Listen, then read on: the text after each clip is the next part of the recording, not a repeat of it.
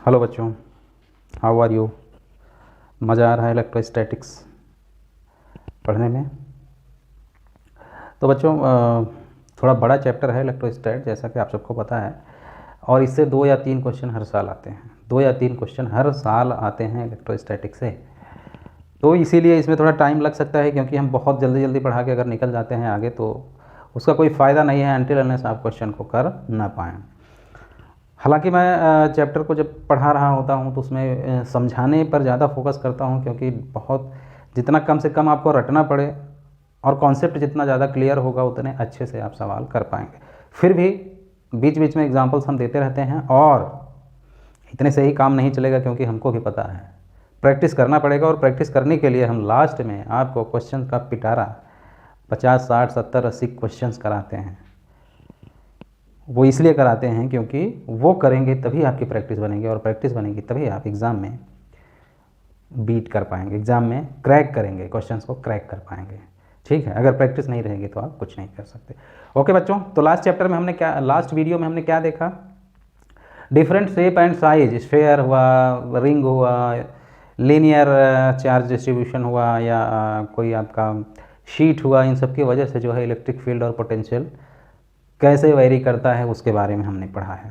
ठीक है बेटा, तो अब उसमें से हम एक दो थोड़ा सा एग्जांपल आपको दे देते हैं फटाफट, ताकि वो चीज़ें और थोड़ी क्लियर हो जाएं। उसके बाद हम क्या करेंगे, आगे बढ़ेंगे, पोटेंशियल से रिलेटेड कुछ और चीज़ें डिस्कस करेंगे। ठीक है, तो बेटा क्वेश्चन है आज का। अब सपोज दैट चार्ज डिस्ट्रीब्यूशन ही है, क्वेश्चन है ऐसे, ठीक है। अब यहाँ पे ये 0 पॉइंट है, इसके बाद ठीक 2 मीटर, 4 मीटर, 8 मीटर, 16 मीटर, इस तरह से ऐसे क्यू चार्ज रखा हुआ है। कितना क्यू चार्ज रखा हुआ है हर पॉइंट पे, हर पॉइंट पे, ठीक है। ऐसे इन्फिनाइट चार्ज रखे हुए हैं। तो यहाँ पे इलेक्ट्रिक फील्ड क्या होगा, इलेक्ट्रिक फील्ड क्या होगा, इलेक्ट्रिक फील्ड एंड पोटेंशियल कितना होगा जीरो पे इलेक्ट्रिक फील्ड और पोटेंशियल कितना होगा। क्या करोगे, क्या करोगे बेटा? तो मैंने आपको जब बेसिक मैथमेटिक्स पढ़ा रहा था, पहले तो आप ये बताओगे, ये 1 मीटर, यहाँ मान लो 0 है, 0, ये 0 है, ठीक। तो क्या करोगे, इलेक्ट्रिक फील्ड का फार्मूला लिखोगे। इलेक्ट्रिक फील्ड के लिए क्या लिखोगे, electric field 1/4 pi epsilon naught q by, पहले 1 का स्क्वायर, इसी तरह 1 बाई, ये तो कॉमन ही हो जाएगा। तो पहले चार्ज की वजह से 1 मीटर, दूसरे की वजह से 2 का स्क्वायर, प्लस क्यू भी बाहर ही ले लो, क्यू बाहर ले 1/4 का स्क्वायर, 1/8 का स्क्वायर, इस तरह से इन्फिनाइट तक। और पोटेंशियल अगर लिखोगे तो क्या लिखोगे, Q/4 पाई एप्सिलॉन नॉट, यहाँ 1/1 प्लस 1/2 प्लस 1/4 प्लस 1/8, इस तरह से इन्फिनाइट इन्फिनाइट। इन्फिनाइट के लिए इस तरह से इन्फिनाइट टर्म है बेटा, तो उसके लिए क्या है, जीपी, ज्योमेट्रिक मीन निकालने के लिए मैंने बताया। ये एक तरह से क्या होगा, इसको हम ऐसे लिख सकते हैं, ये 4 हुआ, 1, 4, 16, 64, इस तरह से हुआ। तो क्या हुआ कि कॉमन रेशियो है इसमें, मतलब ये 4 टाइम्स है, इसका 4 टाइम्स ये है, इसका 4 टाइम्स ये है। तो कॉमन जो रेशियो है, कॉमन रेशियो है, क्या है, कॉमन रेशियो है, कॉमन रेशियो या कॉमन फैक्टर जो है वो क्या है, 1/4, जिसको हम R बोलते हैं। और यहाँ पे कॉमन रेशियो क्या है, R क्या है, 1/2 है।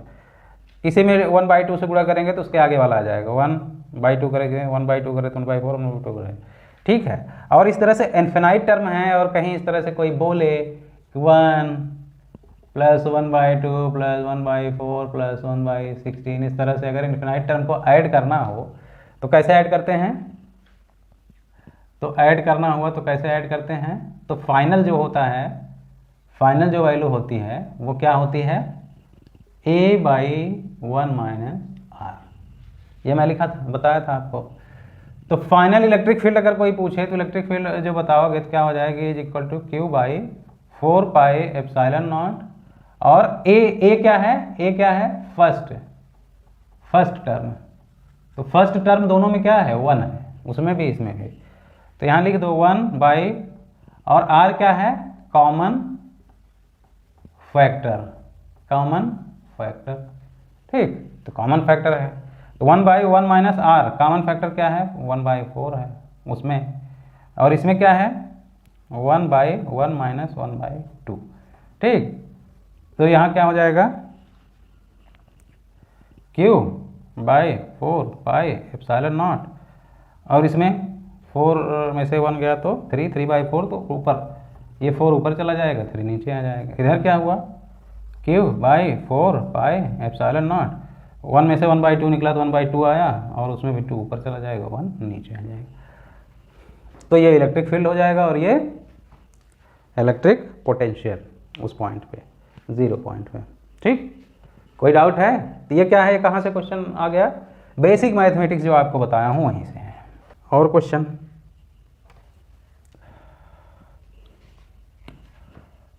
ये रिंग है, रिंग है ऐसे,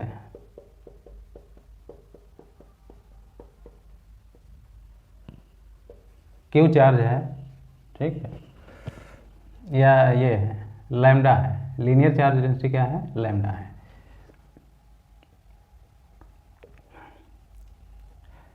इसके सेंटर पे इलेक्ट्रिक फील्ड बताना है। लीनियर चार्ज डेंसिटी लैम्डा है, रेडियस r है, ठीक है, रेडियस r है। तो क्या बताना है? क्या बताना है? Electric field at centre, electric field at centre. Charge linear charge density क्या है? लैम्डा है। तो इसके सेंटर पे इलेक्ट्रिक फील्ड क्या होगा? ठीक है, ऑप्शन K λ/ε0,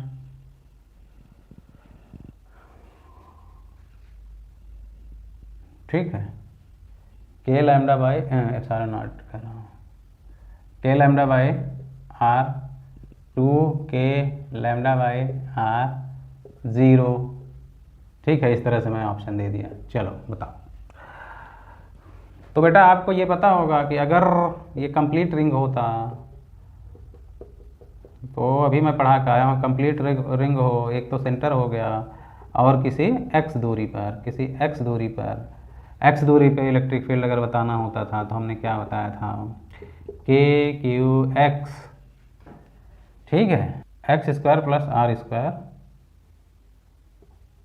x² + r² का 3/2। x बराबर 0 कर दें तो क्या होता था बेटा?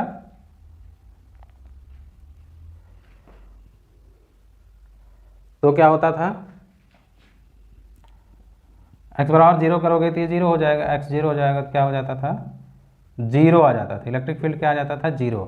ये कब होता था? जब ये कंप्लीट रिंग था, जब ये कंप्लीट रिंग है। तो यहाँ पे बहुत लोग बोल देंगे कि 0 होगा सेंटर पे, तो 0 नहीं होगा, क्योंकि ये कंप्लीट रिंग नहीं है, आधा ही है। आधा रिंग है तो इलेक्ट्रिक फील्ड तो लगाएगा ही। तो इसके लिए अब क्या करोगे कि आप अब जैसे हम आधे की बात करें, आधे की बात करें तो यहाँ से मान लो जैसे एक छोटा सा चार्ज लें, यहाँ जो छोटा वाला चार्ज होगा इतने लेंथ में है, और जो यहाँ पे एंगल मान लो थीटा, डी थीटा एंगल होगा, डी थीटा। तो इतने चार्ज की वजह से ये चार्ज तो एक तरह से लीनियर होगा, उसके लिए लीनियर होगा, और ये रेडियस तो r है ही, ठीक है। तो ये चार्ज की वजह से जो यहाँ पे इलेक्ट्रिक फील्ड होगा, ठीक है, ऐसे मान लो जाएगा, ऐसे इलेक्ट्रिक फील्ड, ठीक। और वहीं यहाँ पे चार्ज लें, यहाँ पे, ठीक है, डी क्यू चार्ज लिए, ये डी थीटा, तो इसकी वजह से इलेक्ट्रिक फील्ड इधर डी लगेगा, डी, ठीक, इसकी वजह से इधर डी लगेगा। इन दोनों के कंपोनेंट अगर देखो तो एक ये आएगा और एक ये आएगा, ठीक है। एक डी साइन थीटा, इधर का भी डी ई साइन थीटा, और इधर दोनों का तो 2 DE कॉस थीटा ये लगेगा, ठीक है बेटा। तो नेट फोर्स जो लगेगा, नेट फोर्स क्या लगेगा, 2 DE कॉस थीटा, ठीक है। और E कितना लगेगा इस चार्ज की वजह से, तो यहाँ पे लीनियर चार्ज डेंसिटी, तो डी क्यू क्या हो जाएगा, पहली बात लीनियर चार्ज डेंसिटी अगर लैम्डा है तो लैम्डा इंटू DL, जो छोटा लेंथ होगा इसका DL, ठीक है। और तो इसकी वजह से इलेक्ट्रिक फील्ड क्या होगा, इसकी वजह से इलेक्ट्रिक फील्ड क्या होगा,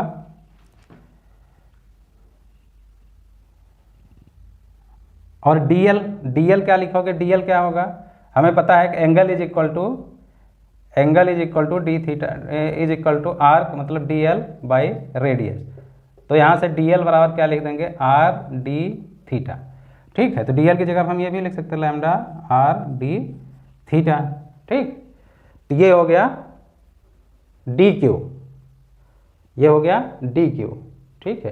तो लीनियर रॉड की वजह से, लीनियर रॉड की वजह से इलेक्ट्रिक फील्ड क्या होता है, या इस डिस्टेंस पे इलेक्ट्रिक फील्ड क्या हो जाएगा, तो लिख देंगे हम, क्या हो जाएगा बेटा,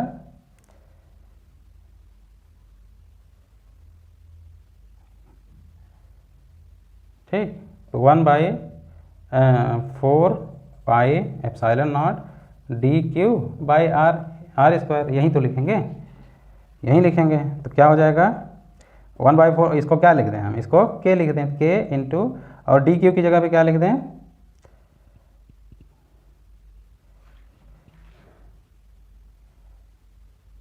ये Q और थीटा, थीटा और ये अच्छे से मतलब पता होना चाहिए बेटा,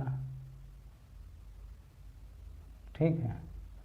तो थीटा और ये Q है, ये Q है, Q की जगह क्या लिखोगे, RD लैम्डा, ठीक, RD थीटा, ठीक है, बाई आर स्क्वायर, ठीक है बेटा। तो क्या हो जाएगा, K lambda RD theta by r. तो K लैम्डा बाई आर ये एक तरह से इलेक्ट्रिक फील्ड हुआ, ठीक है। ये क्या हुआ, electric field K lambda by r into d theta. तो इलेक्ट्रिक फील्ड जो एक्चुअली आया उसका कौन सा कंपोनेंट, 2D कॉस थीटा। तो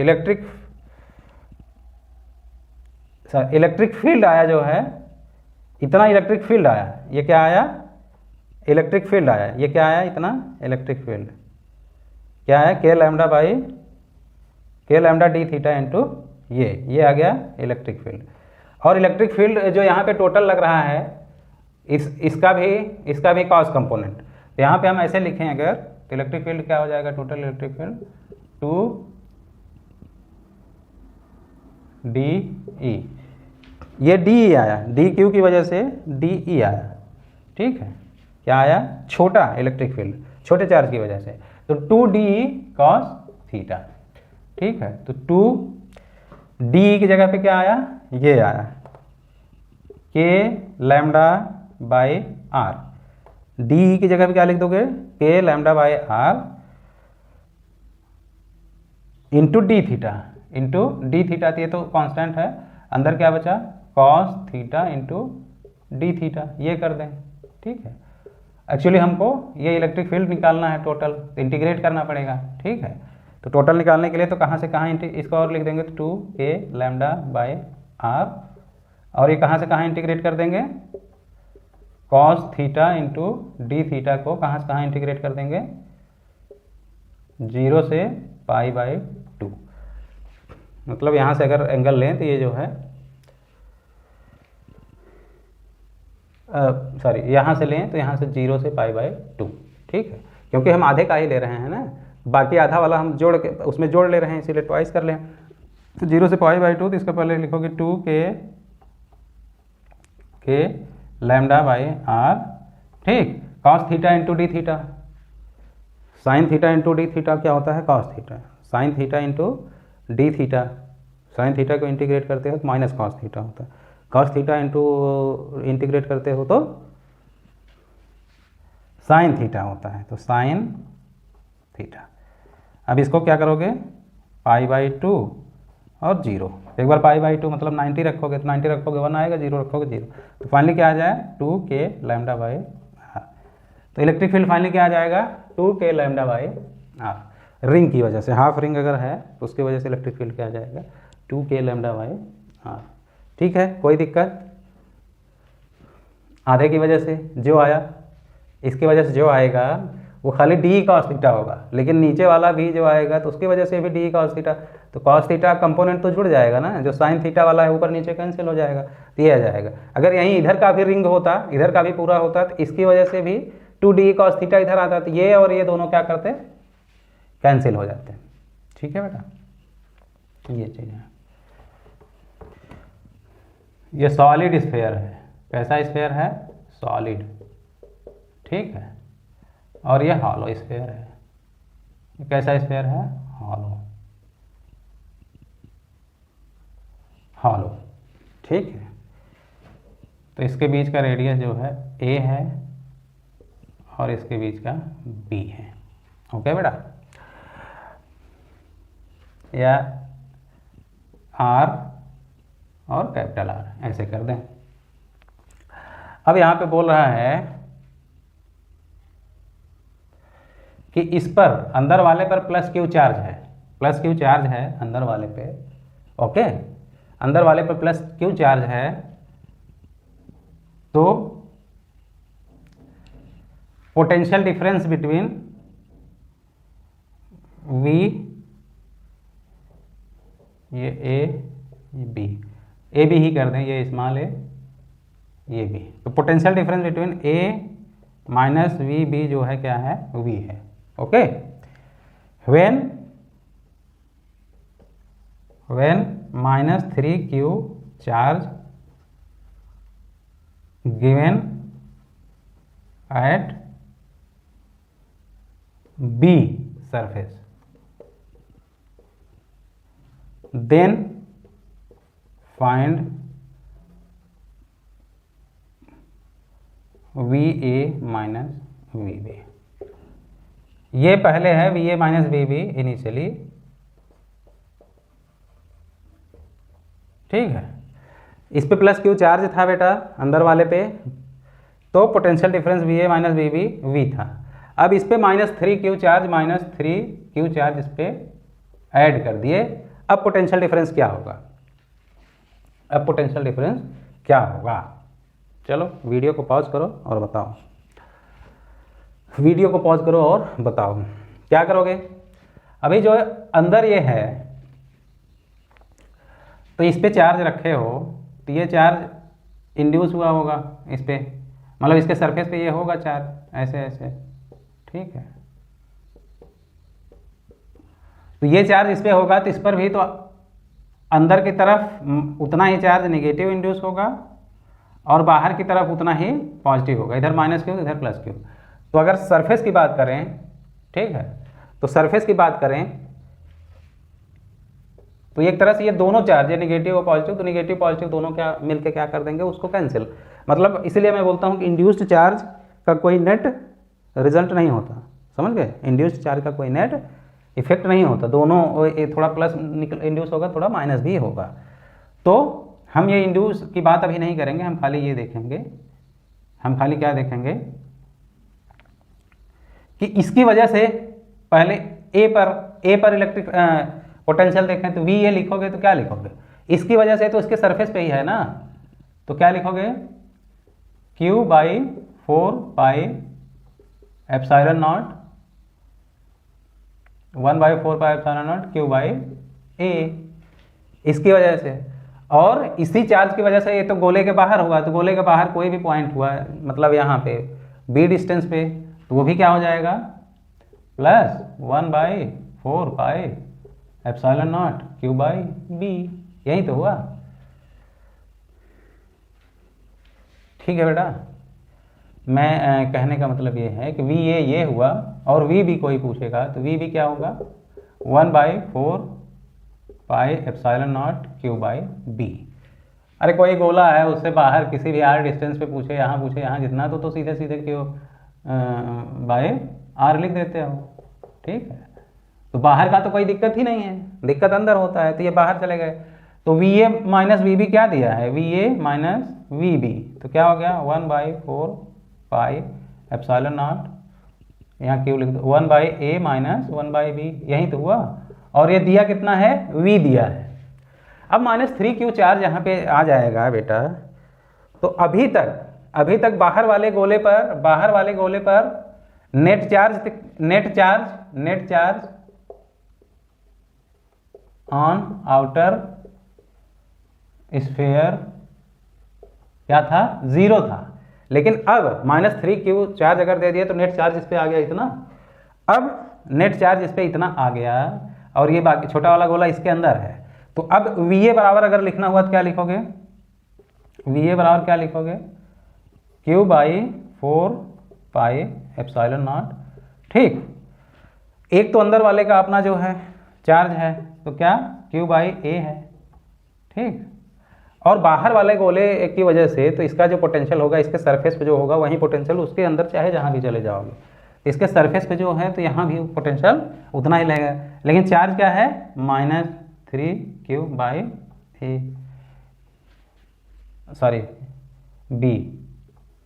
ठीक। इसी तरह VB अगर लिखो तो Q/4 पाई एप्सिलॉन नॉट, अंदर वाले चार्ज की वजह से तो Q/b हो जाएगा और बाहर वाले चार्ज की वजह से क्या हो जाएगा -3q/b, यही तो हुआ। तो यहाँ पे अगर VA माइनस VB कोई करे तो क्या हो जाएगा, इसमें से इसको माइनस करोगे तो यार ये जो है ये इससे कट जाएगा, तो फिर फाइनली क्या आ जाएगा Q/4 पाई एप्सिलॉन नॉट, ठीक, 1/a माइनस 1/b, ये जो V है। तो यार V मतलब सेम ही आ गया, तो चार्ज जो पोटेंशियल डिफरेंस है अभी भी क्या है, सेम है, ठीक है, कोई डिफरेंस नहीं आएगा। ऐसा क्यों हुआ भाई, इस पर जो चार्ज रखोगे उसकी वजह से इस स्फीयर के अंदर जो भी जहाँ भी पोटेंशियल चेंज होगा तो यहाँ भी चेंज होगा, और इसके अंदर पोटेंशियल हमेशा स्फीयर के अंदर जब जाते हैं कंडक्टिंग स्फीयर के अंदर तो क्या होता है, कांस्टेंट होता है। तो इसकी वजह से अंदर जाओगे तो पोटेंशियल क्या होगा, कांस्टेंट होगा, मतलब जितना यहाँ चेंज हुआ उतना यहाँ उतना है, तो हर जगह बराबर बराबर बढ़ा हुआ है। तो कहीं भी यानी जितना यहाँ बढ़ा उतना यहाँ भी बढ़ गया, मतलब जो चेंज यहाँ हुआ वही चेंज हुआ। तो इन दोनों में जो पहले वाला चेंज था, पहले जो डिफरेंस था वो डिफरेंस अभी भी रहेगा, ठीक है। अब खाली इसमें ये कह दे रहे हैं कि बाहर वाले को अर्थ कर दिए, इसको क्या कर दिए, अर्थ कर दिए बाहर वाले को। तो फाइंड पोटेंशियल VA और VB, इसको अर्थ कर दिए बाहर वाले सरफेस को, तो VA और VB बताना है, ठीक। तो क्या होगा बेटा, अब यहाँ पे देखो क्या होगा, यहाँ पे अंदर इंड्यूस चार्ज हुआ निगेटिव, अंदर की तरफ निगेटिव इंड्यूस होगा, ठीक, अंदर की तरफ निगेटिव होगा और बाहर की तरफ पॉजिटिव होगा, उतना ही। ये प्लस क्यू है तो प्लस क्यू यहाँ था तो उतना ही माइनस क्यू इधर हुआ, माइनस क्यू, और उतना ही प्लस क्यू इधर हुआ, ठीक। तो ये इंड्यूस हुआ। तो अब क्या करोगे, एक तो तरीका ये है कि इस सरफेस पे अगर ये अर्थ कर दिए हो तो सरफेस का पोटेंशियल 0 मान लोगे, तो पोटेंशियल 0 मान के निकालोगे, ठीक, इस सरफेस का पोटेंशियल 0 हो जाएगा, ओके। अब देखो कैसे होता है, तो यहाँ कोई पूछेगा VB बराबर क्या हो जाएगा, 0 लिख दोगे, क्योंकि जहाँ पे जो चीज़ अर्थ हो गया तो उस सरफेस वहाँ का पोटेंशियल क्या हो जाता है, 0 हो जाता है। एक तो ऐसे कर सकते हो, ठीक है। और अब A वाले पे, अंदर वाले पर यहाँ पोटेंशियल बताना हुआ तो क्या हुआ, अगर बाहर कुछ भी चार्ज नहीं था तो यहाँ पे पोटेंशियल VA क्या होता, 1/4 पाई एप्सिलॉन नॉट Q/A, ठीक, अंदर वाले पे, और बाहर वाले पे क्या होता, Q/B हो जाता, ठीक। लेकिन ये बाहर वाला अर्थ कर दिए तो बाहर वाला जो पार्ट है चार्ज न्यूट्रलाइज हो गया, ठीक है, बाहर वाला चार्ज न्यूट्रलाइज हो गया, लेकिन बेटा अंदर जो चार्ज है -Q वो तो रहेगा। तो ये इसका भी इफेक्ट पड़ेगा अंदर वाले का इफेक्ट पड़ेगा ए पर। तो ए पर जो हो जाएगा क्या हो जाएगा, मतलब क्यू बाई 4πε0 1 बाई ए, अंदर की वजह से तो रहेगा ही, और एक चार्ज और है इसको, ये 1/4 क्यू बाई ए, अंदर वाले की वजह से यहाँ पे पोटेंशियल। अब बाहर एक नेट चार्ज बचेगा -q, तो -q बचेगा ना, तो माइनस क्यू बाई बी, ये हो जाएगा। समझ रहे हैं? अगर ये भी होता तो ये बाहर अगर अर्थ ना कहीं होते तो बाहर प्लस प्लस होता, अंदर माइनस माइनस, जो इंड्यूस्ड चार्ज हैं, तो दोनों नेट चार्ज क्या होता, 0 होता। तो उसकी वजह से यहाँ पे कोई पोटेंशियल न होता अंदर, क्योंकि इन दोनों का नेट इफेक्ट 0 होता।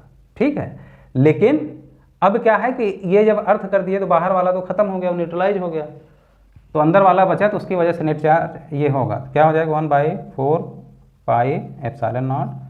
ठीक है, क्या हो जाएगा, इसको Q अगर बाहर ले लें तो 1 माइनस 1/b, तो क्या हो जाएगा 1/a प्लस 1/b, ये हो जाएगा पोटेंशियल कहाँ पे, ए पे। और VB पे क्या होगा, VB बराबर 0, VB बराबर क्या होगा, 0 होगा, जो अर्थ हो गया है, अर्थ हो गया तो 0 हो जाएगा। ठीक है, यहाँ पे -q नेट चार्ज मैंने यहाँ पे रखा, अगर नहीं रखते, मान लो आपको लगता है कि -q ऐसे कैसे हो जाएगा, तो उसके लिए भी मैंने बताया था पीछे के वीडियो लेक्चर में, आप देखोगे। अब यहाँ का हमें क्या करना है, पोटेंशियल 0 है, तो B पे अगर VB हमें लिखना होता तो क्या लिखते, 1/4πε0 Q by A, sorry B, अंदर वाले की वजह से B होता, और इस पे मान लो 4πε0 Q डैश मान लो आ जाए, हमें नहीं पता कितना नेट चार्ज है, मान लो Q डैश बाई B, यहीं तो लिखोगे बाहर वाले की वजह से, तो ये 0 हो जाए। तो इसको जब करोगे तो क्या हो जाएगा, 1/4πε0 Q by B is equal to -1/4πε0 Q dash by B। तो यार ये कट ही रहा है, तो Q डैश बराबर क्या आ गया, -q, तो Q डैश जो बचेगा वो Q के बराबर ही होगा माइनस में, तो वही तुम्हें बताया यहाँ पे। तो क्या हो जाएगा पोटेंशियल, ये हो जाएगा। ठीक है बेटा, तो अर्थ वाला भी आपको मैं कॉन्सेप्ट बता दिया हूँ। अब आता है एक नया कॉन्सेप्ट। नया कॉन्सेप्ट क्या है, पहले तो आप ये जान लो कि इलेक्ट्रिक फील्ड और पोटेंशियल में डिफरेंस मैंने बीच में भी बताया था। इलेक्ट्रिक फील्ड जो होता है इज इक्वल टू -dV/dl। ठीक है, या कोई dV पूछे, dV is equal to -E.dl। ठीक, E.dl, तो ये आप याद रखिएगा। मतलब इलेक्ट्रिक फील्ड और पोटेंशियल और लेंथ का अगर ग्राफ दिया हो, ठीक है, इसका ग्राफ दिया हो, तो इसका जो स्लोप होगा, ये जो स्लोप होगा ना, ये tan थीटा, यानी स्लोप जो होगा, स्लोप ऑफ Vx कर्व क्या होगा, इलेक्ट्रिक फील्ड बताएगा। निगेटिव ऑफ क्या है, negative slope of Vx curve give the electric field. समझ गए? इस तरह से ये वैरी करता है। अब इसका जैसे एक सिंपल एग्जांपल मैं दे दूं, एक पॉइंट है 1 2 0, पॉइंट है P है मान लो, ठीक है, और पोटेंशियल वहाँ पे कैसे वैरी करता है, 4x²। ठीक है, तो पॉइंट P पे कोई पूछे कि बताओ इलेक्ट्रिक फील्ड क्या होगा, find electric field at point P, तो क्या करोगे,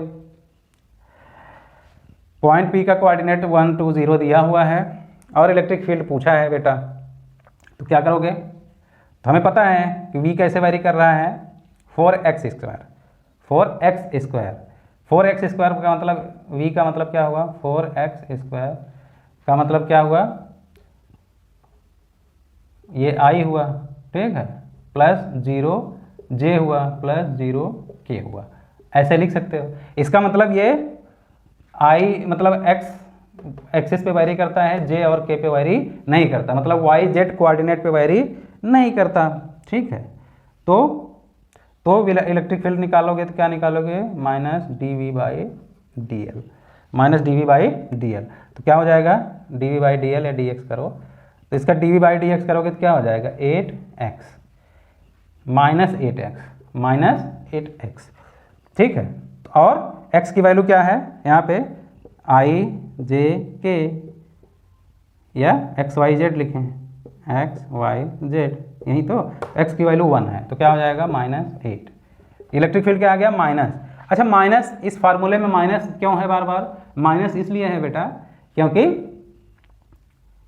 इलेक्ट्रिक फील्ड में जाने पर पोटेंशियल क्या होता है, इन इलेक्ट्रिक फील्ड जब जाओगे तो पोटेंशियल क्या होता है, डिक्रीजेज, पोटेंशियल डिक्रीजेज इन इलेक्ट्रिक फील्ड डायरेक्शन।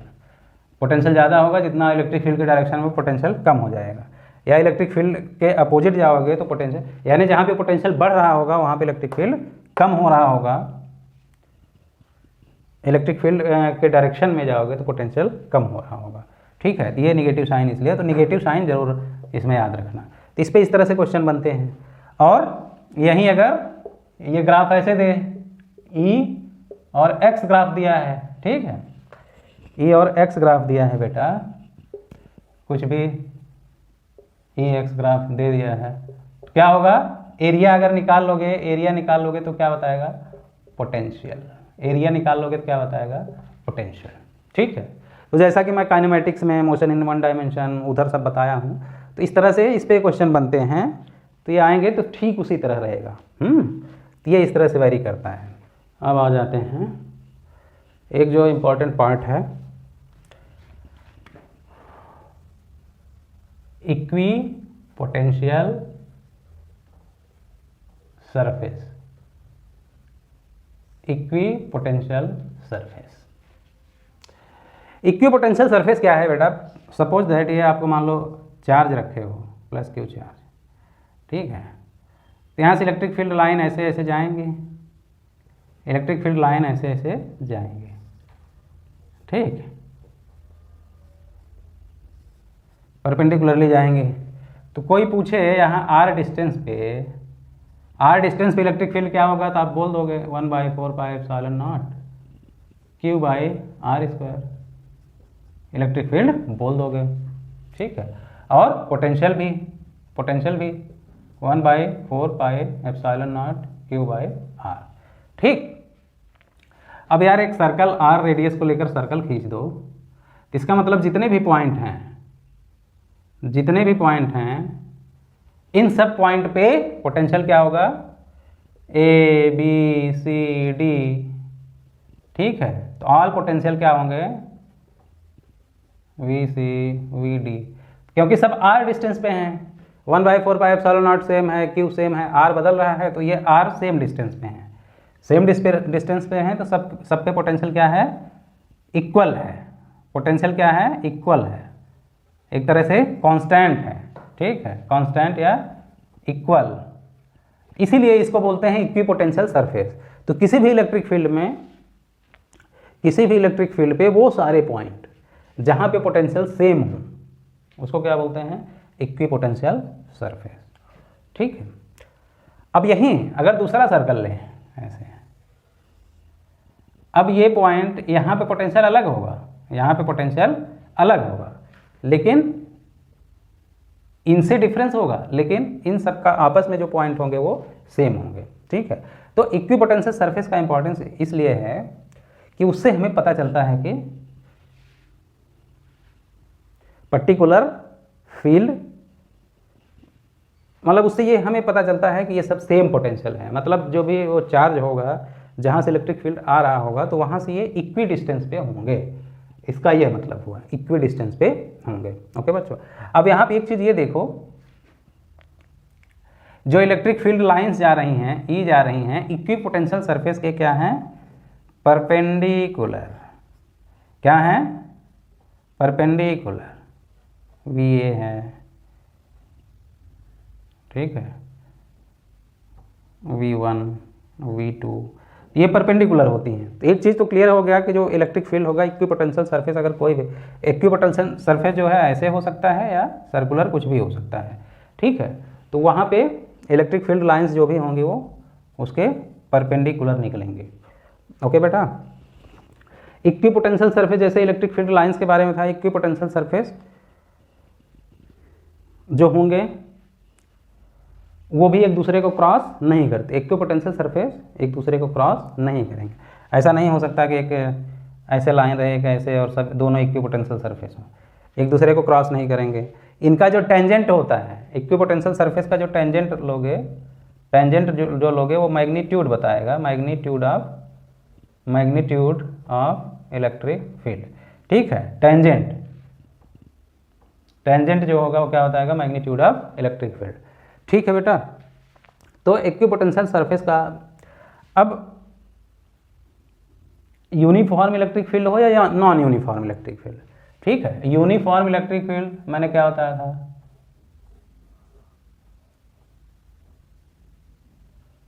ये नॉन यूनिफॉर्म इलेक्ट्रिक फील्ड है, नॉन यूनिफॉर्म मतलब पहले देखो इलेक्ट्रिक फील्ड, ठीक है, इधर लाइनें डेंस हैं, यहाँ इलेक्ट्रिक फील्ड ये ज़्यादा होगा इधर से।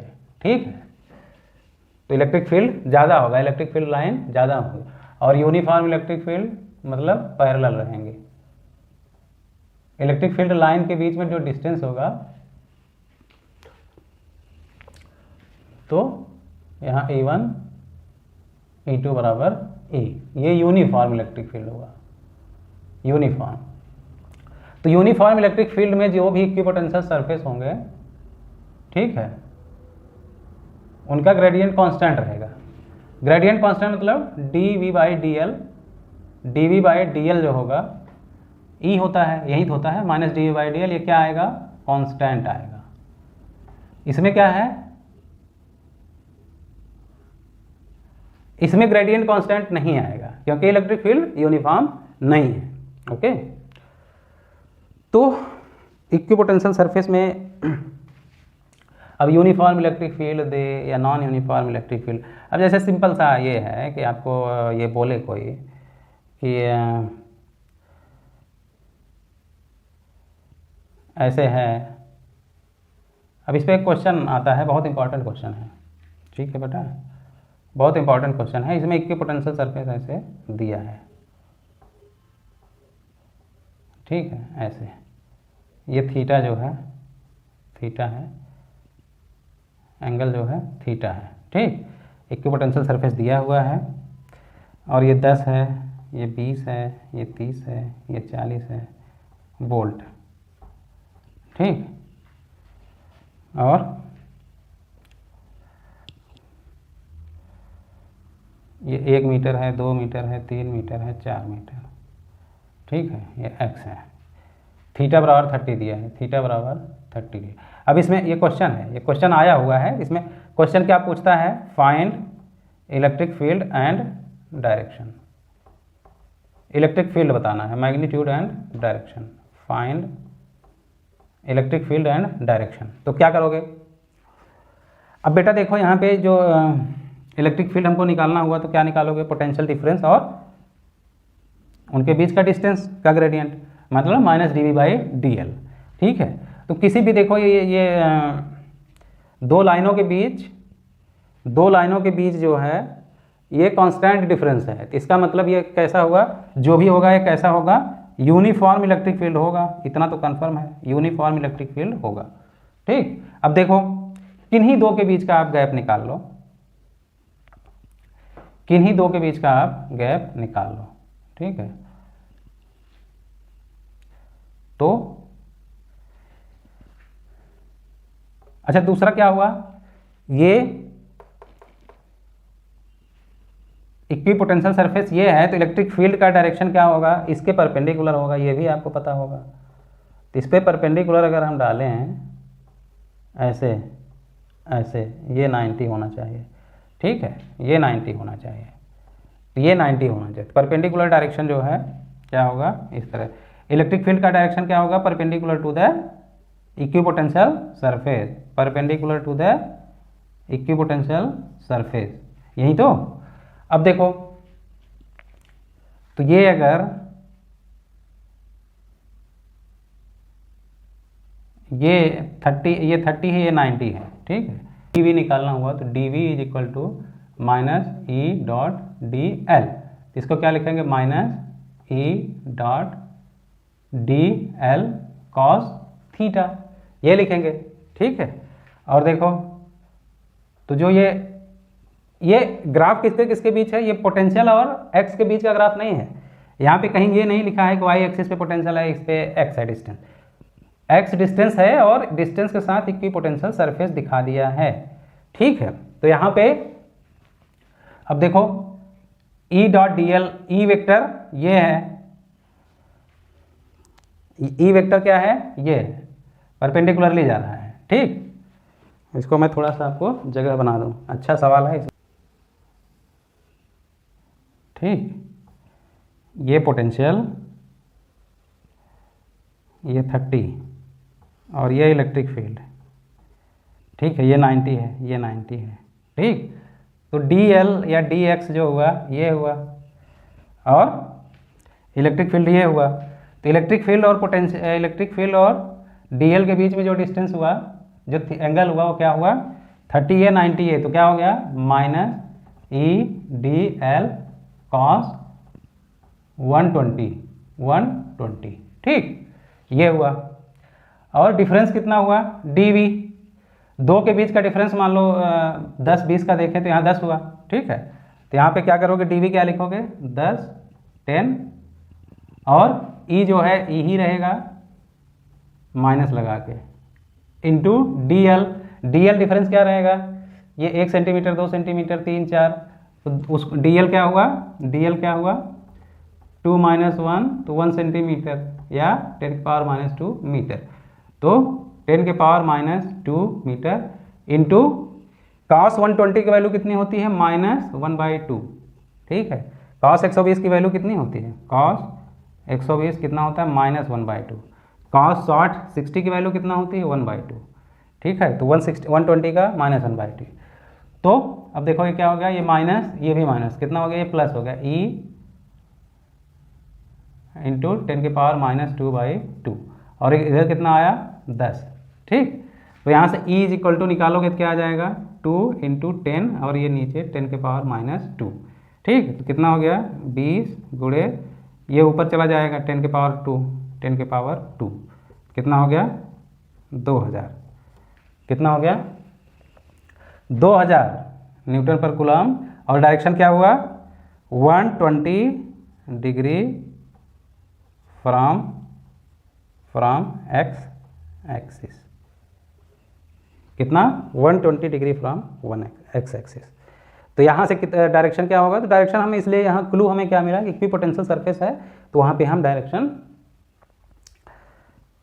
ये अगर अब यहाँ पे कन्फ्यूजन वाली क्या बात है, अगर ये वी एक्स ग्राफ होता, वी और एक्स ग्राफ होता बेटा, वी एक्स ग्राफ होता तो हम ये सब cos थीटा ये सब रखने की ज़रूरत ही नहीं, क्योंकि dv/dl जो आता -dv/dl मतलब डिफरेंस जो पोटेंशियल का था और डिफरेंस जो डिस्टेंस का था वहीं कर देता, वहीं वैल्यू हो जाती।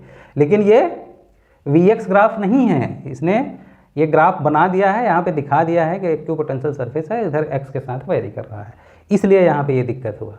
इसलिए माइनस सिंपल इस फार्मूले से नहीं आएगा, ई dot d l cos theta लिखोगे और cos थीटा एंगल किसके किसके बीच है डी एल और ई के, जो ग्रेडियंट है डिस्टेंस का और ई के बीच, तो ई का डिस्टेंस ग्रेडियंट ए और ई हमें पता है कि परपेंडिकुलर रहेगा सरफेस के, तो इक्वी पोटेंशियल सरफेस का ये इंपॉर्टेंस है। ठीक है बेटा, तो इक्वी पोटेंशियल सरफेस का इंपॉर्टेंट इसलिए भी और अच्छा फ़ायदा होता है। देखो कहीं भी पोटेंशियल, अब हमें ये है कोई चार्ज अगर ले जाएंगे, ठीक है, अब मान लो यहाँ पे पोटेंशियल, ठीक है, यहाँ पे पोटेंशियल वी ए है, यहाँ पे पोटेंशियल वी बी है, मान लो क्यू चार्ज को यहाँ से यहाँ तक ले जाओगे, यहाँ से यहाँ तक, तो क्या होगा वर्क डन कितना होगा, वर्क डन क्या होगा या चेंज इन पोटेंशियल एनर्जी क्या होगी, तो क्या होगा, तो पोटेंशियल डिफरेंस अगर हमको पता है, पोटेंशियल क्या होता है एक कूलम चार्ज को ले जाने में जो वर्क डन होता है, तो क्यू कूलम चार्ज को तो एक तरह से वर्क डन क्या हो जाएगा q into v a minus v B, v a minus v b. इसीलिए कहा जाता है अगर इलेक्ट्रिक फील्ड कहीं है, यूनिफॉर्म इलेक्ट्रिक फील्ड है, ठीक है, यूनिफॉर्म, ठीक है बेटा, कोई यहाँ पे क्यू चार्ज है, यहाँ से आप यहाँ लाओ या यहाँ लाओ, ए बी। क्यू चार्ज को यहाँ से यहाँ ले जाओ या यहाँ से यहाँ ले आओ। अगर यूनिफॉर्म इलेक्ट्रिक फील्ड है, क्यू चार्ज को ए पर ले आओ या बी पे ले आओ, तो वर्क डन किस में ज़्यादा होगा, W A more than B कि W B is more than W A, किस में वर्क डन ज़्यादा होगा। ये डिस्टेंस इसको हम और ऐसे कर दें, ठीक है। अब देखो, कोई कह रहा है कि हम बी पॉइंट पे लाए और कोई कह रहा है कि हम ए पर लेकर गए, ए पे, ठीक है। तो वर्क डन कहाँ पे ज़्यादा होगा, तो ना तो इस पे ज़्यादा होगा ना तो इस पे ज़्यादा होगा, क्योंकि वर्क डन क्या होगा, W A is equal to W B होगा। दिख रहा है नहीं, ठीक। क्यों, क्योंकि ये इक्वी पोटेंशियल सरफेस है। जो पोटेंशियल यहाँ पे होगा, यहाँ पे वहीं जो पोटेंशियल यहाँ पे होगा, यहाँ पे होगा, यहाँ पे होगा, यहाँ, तो यहाँ से यहाँ का जो पोटेंशियल डिफरेंस होगा ओ टू बी, वहीं ओ टू ए, ओ टू सी, कितने भी पॉइंट हो सबका पोटेंशियल डिफरेंस सेम होगा। क्यों, क्योंकि इक्वी पोटेंशियल सरफेस है। इक्वी पोटेंशियल क्यों है, क्योंकि यूनिफॉर्म इलेक्ट्रिक फील्ड है, ठीक है। इसी तरह और क्वेश्चन आते हैं। अब जैसे एक जगह ऐसे दिया है, ऐसे एक पॉइंट ये है, ए है, ये बी है पॉइंट, ये सी है, ठीक है। तो इलेक्ट्रिक फील्ड को ही पूछे कि electric field A B E B E C, ठीक है। ये इक्विपोटेंशियल सरफेस है, we A V B V C, ठीक है। तो बेटा इलेक्ट्रिक फील्ड कहाँ पे ज़्यादा होगा, जाहिर सी बात है कि जहाँ पे ये देखो इक्विपोटेंशियल सरफेस है। ये इक्विपोटेंशियल का मतलब दोनों के बीच डिफरेंस जो है सेम है। तो यहाँ कम डिस्टेंस पे डिफरेंस है, यहाँ ज़्यादा डिस्टेंस, यहाँ ज़्यादा डिस्टेंस। तो जहाँ कम डिस्टेंस पे पोटेंशियल डिफरेंस, मतलब वहाँ पे ई ज़्यादा होगा, ई ज़्यादा होगा, ठीक है। ये थोड़ा सा ऐसे है, ऐसे ई सी फिर ज़्यादा हो जाएगा, और इसमें डिफरेंस ज़्यादा है, फिर लास्ट में आएगा ई बी, ठीक है। तो पोटेंशियल डिफरेंस ज़्यादा होगा, कम पोटेंशियल डिफरेंस हो रहा है तो इलेक्ट्रिक फील्ड वहाँ ज़्यादा होगा, ठीक है।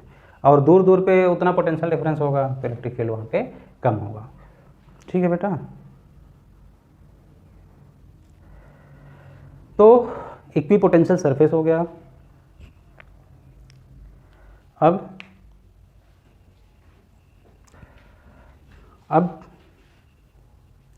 अभी तो बहुत कुछ है।